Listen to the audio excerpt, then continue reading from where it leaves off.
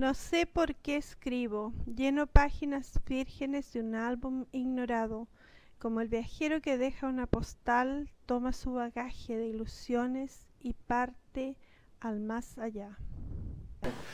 Aquí estamos felicísimos. Esta es la historia del Quijote, que llegó a vivir a La Lata con Dulcinea, Cristina, y 3 niños, Roberto, yo y Jaime, en el año 1952. Yo soy revalo para hablar. Antes que nada, voy a presentar a este gran señor. Tato nació en Santiago de Chile el 2 de abril de 1916. Vivió en el barrio de la Pila del Ganso, que era parte del Gran Santiago, ya desarrollándose a principios del siglo.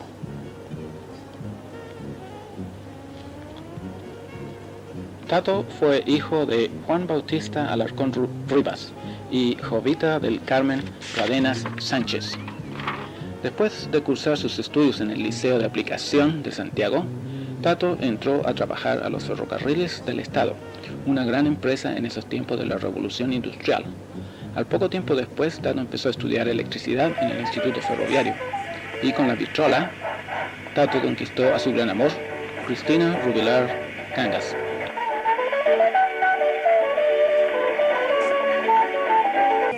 Después de un tiempo, Tato y Cristina se trasladaron a la progresiva ciudad de San Bernardo.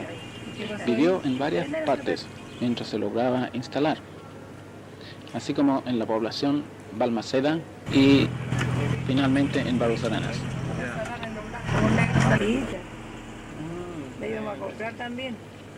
Pero en esos tiempos, cuando Tato se mudó a San Bernardo era un pueblo industrial, medio rural, donde las luces del pueblo titilaban cuando los hornos de la industria principal, la maestranza de San Bernardo, se prendían. Tato llegó a trabajar a esta industria, la maestranza central de los ferrocarriles. Tato tenía la gran responsabilidad de tocar el pito que llamaba a los trabajadores en la mañana a las 6 de la mañana, al mediodía, a la hora del almuerzo a las 12 y después a la 1, y en la tarde a la salida a las 5 de la tarde. Todo esto era típico de la época: el pito de la maestranza, las luces titilando, el pueblo de San Bernardo transformándose en la ciudad del futuro. En la época de Barros Aranas me acuerdo de muchas cosas, como el viejito pascuero o Tato disfrazado, de los regalos, como fueron los juguetes de fierro que Tato construyó en la maestranza, y estos juguetes que todavía duran hasta hoy día, la distribución de la casa y otras cosas. Pero una de las grandes pasiones de Tato fueron los trenes a vapor. Casas en La Lata, a la orilla de la línea del tren, todas las casas blancas y los techos de color verde. Cuando llegamos a La Lata no había electricidad conectada, pero Tato impresionó a sus vecinos con la vitrola, metiendo bulla y dándose a conocer como el Gran Quijote de La Lata. Y como un Quijote, vio al enemigo y monstruos en todas partes, pero nos tenía muy bien aleccionados. Decía: no hablen con extraños, no peleen con el enemigo y no se suban a ningún vehículo. En esos días en La Lata no habían árboles, las vaquitas habían corrido al otro lado del canal y habían unos pájaros que llamaban al tío Agustín. En verano Tato ponía agua en un barril donde nos bañábamos. El duque fue un gran perro que nos dio mucha protección contra los enemigos. Los enemigos eran los marcianos, los pollos, los perros, los pungas, los chinches, los ratones y el infame del poto redondo. Pero teníamos muchos amigos. Los amigos eran las Solices, las Camillas, las Cruci, los Cara de Plato, los Cantos, los Inostrosas, el Colepato y los Rabanitos. Para ese entonces, Tato había terminado sus estudios en el Instituto Ferroviario y se graduaba de subingeniero ferroviario. Esos eran los tiempos de los 3 más grandes, antes de la llegada de los 3 más chicos. Pero Hugo nació muy luego, después de llegar a La Lata, y Tato mostró otra vez su gran valor. Me acuerdo de las 3 veces que Cristina estuvo en el hospital, cuando primero nació Hugo, después Choche y finalmente Sergio. Y así fue como llegaron los cabros chicos. Después Tato empezó a construir la piscina. Invitamos a las amigas para que nos ayudaran a hacer el hoyo. Claro que después de la piscina se completó, Tato nos dejó invitarlas para que se bañaran con nosotros, porque para ese entonces estaban creciendo mucho y eran cuasi enemigas en los ojos de Tato, pero para nosotros eran más amigas que antes. Otra de las grandes pasiones de Tato eran las películas, y tenía una máquina que se le daba vuelta con la mano. Esos eran los tiempos cuando las amigas se juntaban en la casa de la Maricha, y mientras nosotros mirábamos por la pandereta, ellas se tiraban de la ventana a las camas, y se subían los vestidos y se bajaban los calzones en el aire. Hubieron muchos personajes en la población de La Lata, como la María, y el pariente lejano, Don Miguel. Tato fue muy bueno con toda la gente a su alrededor. ¿Y cómo no acordarse de el señor alcalde? Y este es el pasaje que nos vio crecer, donde jugábamos con las amigas, primero a la ronda, después a la pelota, al partido peleado, al pillarse y a veces a las escondidas. Pero el personaje que más influyó en nuestras vidas fue mi abuelita Emma. Tato la aguantó en la casa porque era su suegra. La abuelita Emma tenía muchas ocurrencias. Y cómo no acordarse de los cuentos antes de irse a dormir. Cuentos como las 1001 noches, de viajeros enviando postales a sus seres queridos. El tío Juan fue otro personaje de la época, hermano de Tato. Juanito lo llamaban porque era muy querido, invitaba a todo el mundo a un trago. Me acuerdo de esa vez que lo trajeron a la casa, medio hecho tiras, porque se había caído de la caseta de la estación de San Bernardo. Uno de los grandes proyectos y motivos de negociaciones fue la construcción de la Panamericana. ¿Pasaría la Panamericana por el lado de la población, La Lata, o pasaría por el lado del Cerro Chena? Era la gran incógnita. Finalmente empezaron a construir la Panamericana por el Cerro Chena, donde una vez nos subimos a la Panamericana creyendo que estaba terminada y andábamos a alta velocidad cuando de repente se acabó la Panamericana y nos sacamos la cresta. Al tiempo después pudimos manejar la motoneta de Tato, que cuidaba mucho, no la prestaba. Otra de las veces que vi a Tato enojado fue cuando la Cristina estaba haciendo humitas y le tiró una coronta de choclo por la cabeza.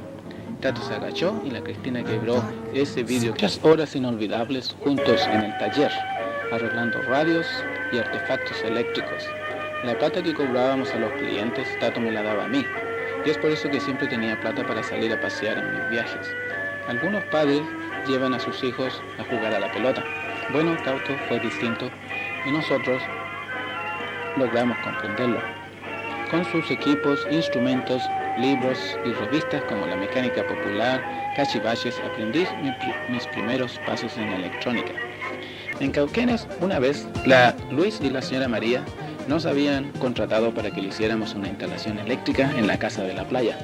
Pero después del almuerzo y con mucho vino bueno de la región, fuimos a hacer la instalación que nos quedó toda chueca para todos lados. El interruptor de salida quedó a la entrada. Esta fue la época de los viajes a lo largo de Chile, en la región de los Calanes, en el sur, la cordillera, y cuando me llevaron preso en la bicicleta y Tato me fue a rescatar.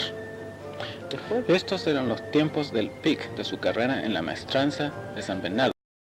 Esta fue una época muy importante para su vida como jefe del taller eléctrico.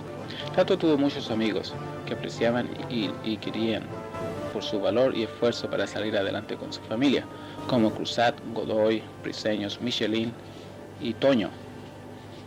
Hugo, Xoche y Sergio crecían, y así como los tres hermanos mayores éramos los Chenoy, los más chicos se convertían en los cabros chicos.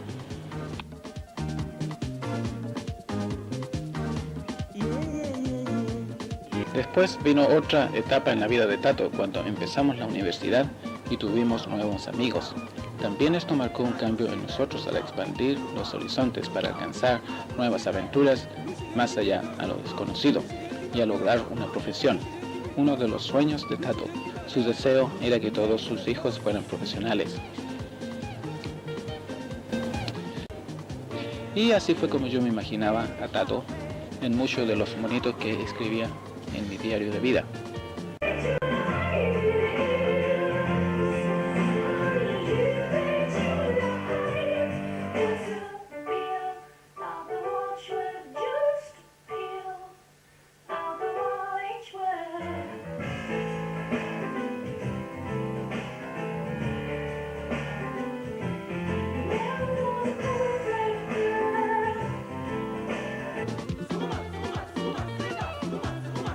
Tato fue reconocido por el Liceo de San Bernardo, donde todos sus hijos pasamos por allí y le dieron un certificado.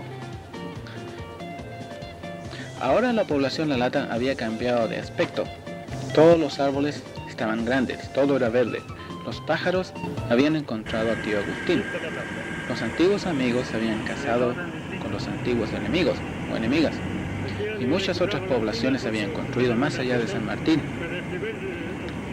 en el que había sido antes el fundo del Angelito. Había mucha gente ahora. Y como los amigos se habían casado, el llamado de la naturaleza también nos afectó a los chenois, por supuesto. Y así fue como Roberto se casó con Ana Steele Chazó y se fueron a vivir a Antofagasta con Claudia.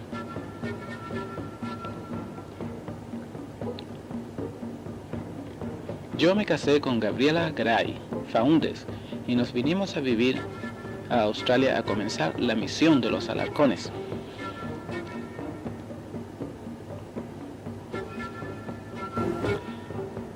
Mientras tanto, secretamente, en La Serena, Ana María Baduli se casaba con Jaime Alarcón y después se fueron a vivir a Santiago. Tato fue famoso por usar los polvos Tanax en exceso para matar las pulgas, pero nada se puede comparar con el exceso en usar o abusar de la sal, así igual que el choche. Y mientras los tres más chicos seguían creciendo y haciendo de las suyas, nosotros los tres más grandes estábamos muy ocupados haciendo guaguitas. Para ese entonces, Tato se había trasladado al departamento central de los ferrocarriles en Santiago y después de varios años allí jubiló y se dedicó a gozar de su casa, en La Lata, y a jugar con sus nietos. Claudia, como la primera nieta, fue la prima mayor. Después vino Karen, la australiana. Y el tercer nieto, al fin un varón, fue el gran Freddy. Casi todos los nietos jugaron con los juguetes de fierro que Tato había construido mucho tiempo atrás. Después, nuevos nietos. Alfonso y Yasna. Y así como el tiempo se iba pasando y Tato pensando. Pero después vino otra época y una nueva página en la historia de Tato. Así fue como en 1982 Tato vino a Melbourne a visitarnos. Hacía sus paseos solos en tren a la City. Vio a su amigo de barrio, Luis Nassar. Convivió con sus nietas australianas, Karen y Michelle. Y yo tuve el agrado de estar a su lado escuchando parte de su sabiduría. Después de un tiempo, vino la hora de partir y Tato regresó a casa.